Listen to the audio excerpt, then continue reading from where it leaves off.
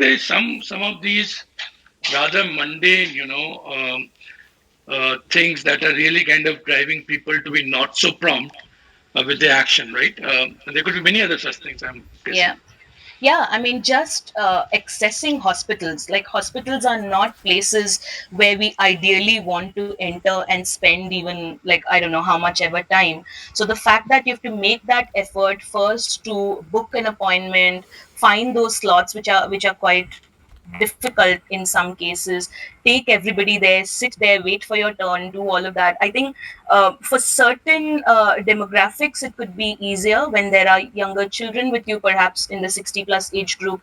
For my parents, I think I was here and that's why it became more prompt. But if they had to go through all of this by themselves, I'm sure they would have waited till walk-ins were allowed and they could access it somewhere closer and go. So certainly, I think effort and familiarity, and also a little bit of that emotional, medication playing a part. Hmm.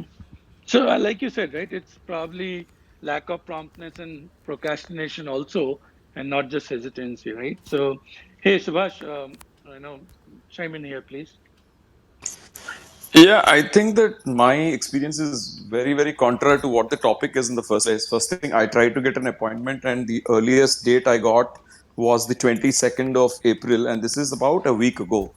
So I hear people saying there are no crowds and all of that, but I didn't get an appointment, and I wanted a vaccine fairly early, and I can say from friends that almost everyone is struggling with this whole scheduling bit in terms of finding an early date. So I think that that's one part. Okay, but if you look at the broader framework about whether there is an hesitancy, I think we are at a different stage now than we were a month ago.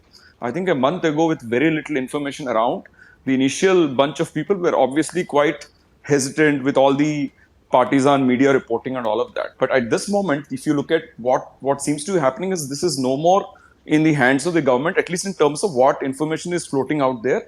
A lot of the information that is floating out there is coming in from our traditional news media, which is WhatsApp groups. Okay, and WhatsApp groups are driving the narrative, and the level of information available in WhatsApp groups is extremely, kind of detailed in terms of symptoms, in terms of medication provided by doctors, the kind of tests you might want to do before you go, and things like that. So there is a very large kind of body of information available, which is I call it deliberately. I call it traditional Indian media because I will trust that more because it comes from our friends and family.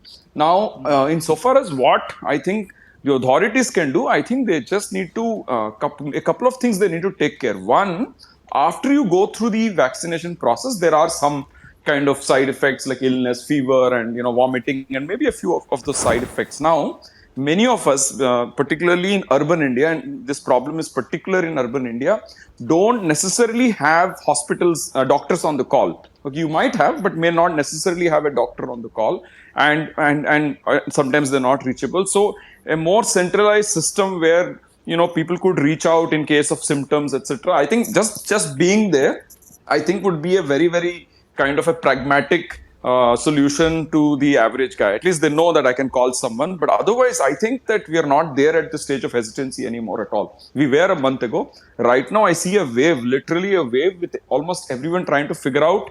It's okay. Now, one thing that I don't know if this is privately driven or driven by the government, but one thing that they've really started is offering people small, I don't know what you would call them, but for example, somebody posted a photograph with some ring around around them saying I'm protected from COVID and things like that. I maybe marketing gimmicks, but I've seen people do it. In some cases they're government driven, some cases they're not, but this is of saying very confidently that I'm okay with it. So I think these may have been done over the last month or so, but right now personally I think there's a very simple and pragmatic problem of finding a date when you can go and get your vaccination done.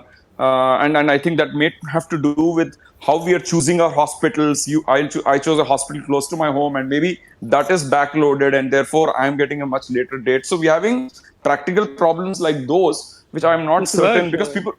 Hmm.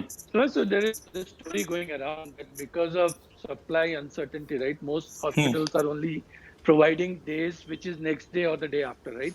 Or the Hmm. same day, right? Hmm. And then you Hmm. see a big gap of say 10, 12 days where there's no certainty. and so they Hmm. kind of provide you no options of scheduling, right? So Hmm. there seems to be something like that, because that's what happened with